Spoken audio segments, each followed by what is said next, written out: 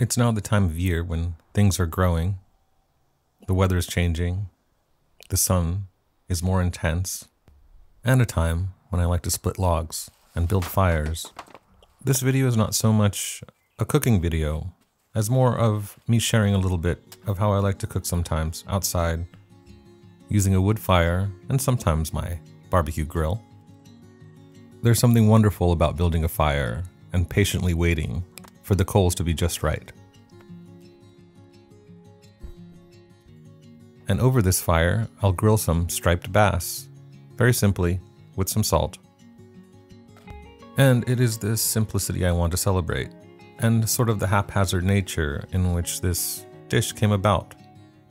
I went into my kitchen, grabbed a few vegetables, picked some nectarines from the tree, and put them together as best as I could. And when I thought I had the right amount of coals at the right temperature, I rearranged my fire a bit, set up my stainless steel grill, and had at it. I'll admit right now that the coals were way too hot for the two fish that I was about to place on the grill. I kind of burnt off the skin, but more on that later. After placing the fish on the grill, I added a few of my fruits and vegetables to char them, hoping that that would enhance flavor, and it did. At this point, I felt like everything was going pretty smoothly. The vegetables were charring, the fire seemed at the right temperature, the fish didn't look like they were burning at all, but things changed very, very quickly. By the time I had finished charring the vegetables, I realized that the fish were not coming off the grill. And when I did finally get them flipped over, they looked like this.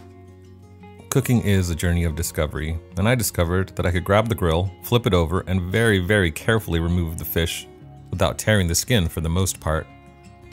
With this first fish, I just garnished it with the vegetables that I had, some shaved fennel, some heirloom tomatoes, some cilantro, and I think some jalapenos and my charred garlic and charred nectarines. And in just a minute here, you'll see how I assembled all that. I had no plan. I just went with what felt right. Now this second fish you'll see here, the skin didn't turn out too great. So you know what I did? I covered it up with my garnishes. And it looked great in the end. I did add a little olive oil and some lemon juice and some more tomatoes later on. But you know what? The final product, you will see later, turned out great. Oh, and those yellow tomatoes? Those were an afterthought. I forgot that I'd had them sliced up already in the fridge. The coals were still good, so I grilled some shrimp. I just peeled the skin off the body of the shrimp and left the head and tail on. You don't have to leave the head on, but I think the head adds a lot of flavor. I just finished the shrimp with some olive oil, salt, pepper, and lemon juice, and they were absolutely delicious. And as for our striped bass, I made tostadas, because I found some tostada shells in the pantry. I piled everything on that I could, and as you'll see in a minute, I even threw on a half-eaten piece of shrimp that my daughter left on the table, and added a little hot sauce and some lemon juice maybe, and tried a different combination the next time around.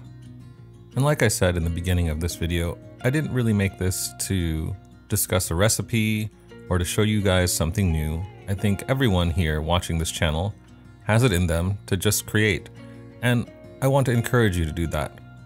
There's that half-eaten piece of shrimp I told you about. Please be sure to subscribe and like below. And in the comments, tell me about your cooking experiments, triumphs, and failures.